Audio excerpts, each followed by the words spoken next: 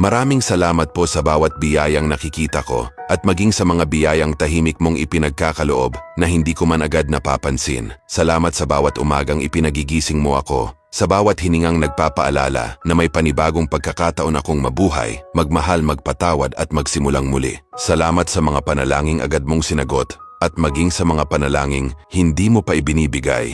Ngayon ay nauunawaan ko na hindi lahat ng hinihiling ko ay iyon ang pinakamabuti para sa akin. Ang iyong plano ay laging mas dakila kaysa sa aking mga nais at ang iyong tamang panahon ay laging mas maganda kaysa sa sarili kong oras. Salamat sa mga pagkakataong inilihis mo ako sa maling direksyon. Marahil noong una ay hindi ko naunawaan kung bakit may mga pintuang nagsara at may mga taong lumayo sa aking buhay.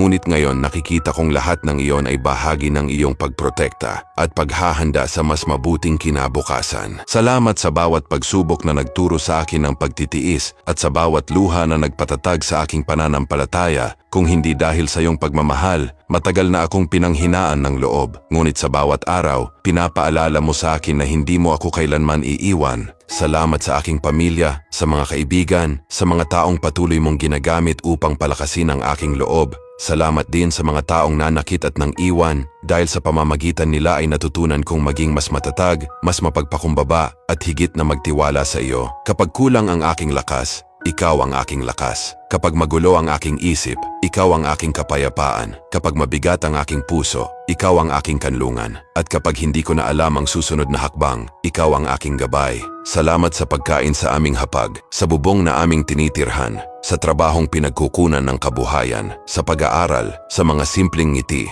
sa bawat yakap, sa bawat tawanan, at maging sa maliliit na himalang madalas kong nakakalimutang pasalamatan. Panginoon, patawarin mo rin ako sa mga pagkakataong mas naging malakas ang aking pag-aalala kaysa sa aking pananampalataya. Patawarin mo ako kapag nakatuon ako sa aking mga problema kaysa sa iyong mga pagpapala. Tulungan mo akong magkaroon ng pusong marunong magpasalamat sa lahat ng pagkakataon. Ngayong araw, Panginoon, pinipili ko ang pasasalamat kaysa pagrereklamo, pananampalataya kaysa takot, kapayapaan kaysa pagkabalisa at pag-asa kaysa pagdududa. Salamat po sa bawat dininig na panalangin, sa bawat pagpapalang ipinagpalit muna upang maturuan akong maging matyaga, sa bawat pintong isinara ninyo upang ako'y maprotektahan, sa bawat tahimik na labanang kayo mismo ang nakipagbuno para sa akin, at sa bawat himalang inihahanda ninyo na hindi ko pa nakikita hanggang ngayon. Habang may hininga ako, hindi ako magsasawang magpasalamat sa iyo. Ang lahat ng mayroon ako, ang lahat ng nalampasan ko, at ang lahat ng tagumpay na darating pa